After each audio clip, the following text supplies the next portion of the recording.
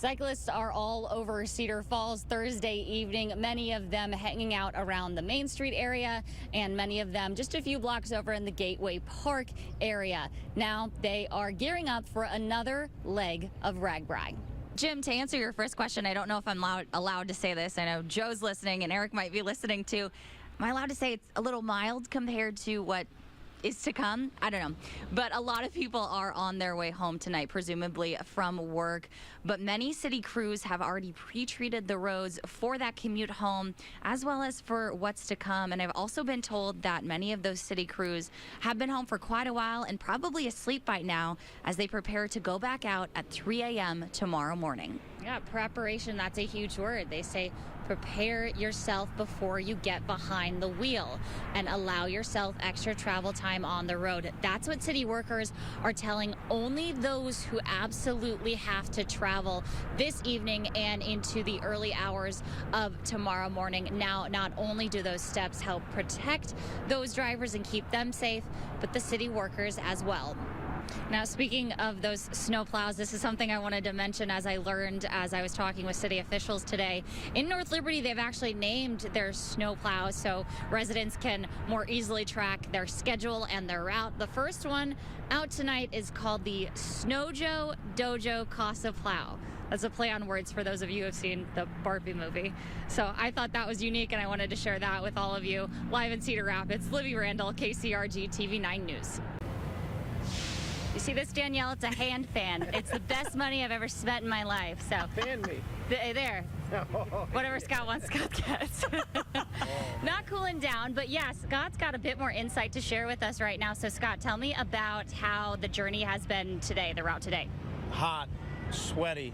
I mean, it was unbelievable. You can feel what it's like right now. Imagine riding up hill after hill with the sun beating down on you. Along any route, whether you're just doing one day or the whole week, gotta hear a lot of interesting stories. Tell me about the most interesting thing you encountered. Well, RAGBRAI is a crazy story just waiting to happen every day.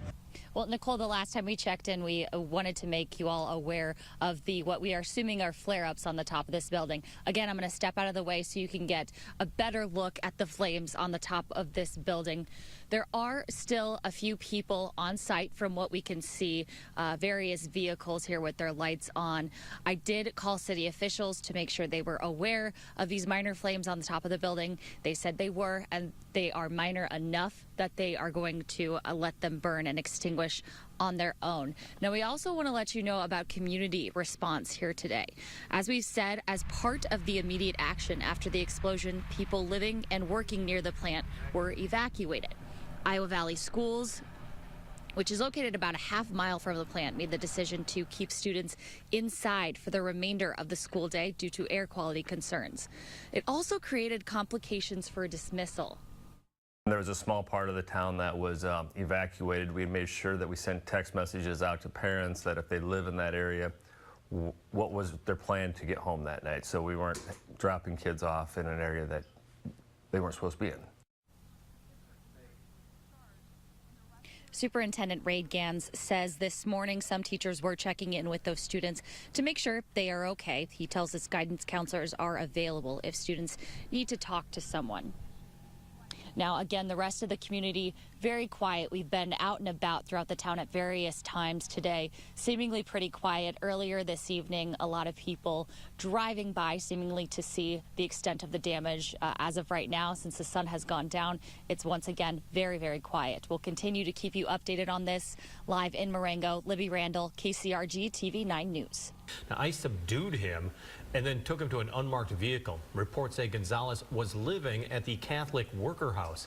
KCRG TV 9's Libbie Randall shares what his family members and city leaders are now requesting from state officials.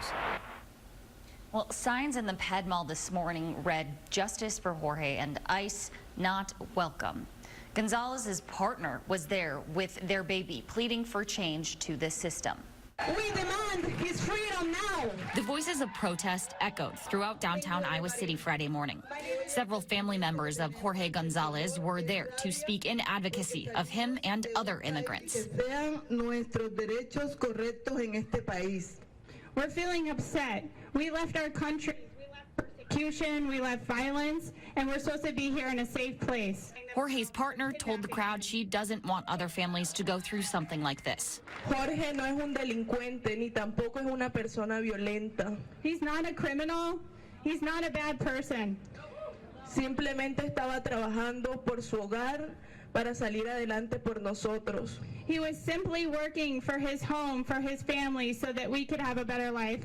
Iowa City Mayor Bruce Teague said Gonzalez has been complying with immigration proceedings and should have not been taken the way he was.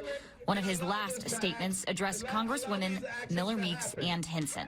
We call upon you right now to make sure that the President of the United States, President Donald Trump, know that this is not acceptable. We are a country of immigrants, and we welcome all in our land. Advocates with Escucha Mi Voz say they will continue pushing lawmakers to address what they call abuses by ICE. People in Waterloo celebrated at Gates Park as the pool officially closes for good, with new renovations coming in the near future. The Cedar Valley Sports Complex is renovating the park this fall and getting rid of the 40-year-old pool. The new Gates Park will include basketball courts, a splash pad, and an inclusive playground. One organizer says while they're receiving mixed reactions to the plans, she's looking forward to the future of the park. A nonprofit in Iowa City is making sure kids are reading by bringing the books to them. KCRG TV9's Becky Phelps tells us about the Antelope Lending Library and its mission in tonight's Show You Care Spotlight. Adventureland in Altoona is now permanently closing its Raging River ride. General Manager Bill Lentz says the decision comes after months of inspecting the ride. Lentz says in part, quote, the best path forward is to close Raging River and focus on enhancing the Adventureland experience elsewhere. Protesters are continuing to push for an arrest after the death of Devonna Walker. Walker was a 29-year-old woman fatally stabbed in Cedar Rapids back in January.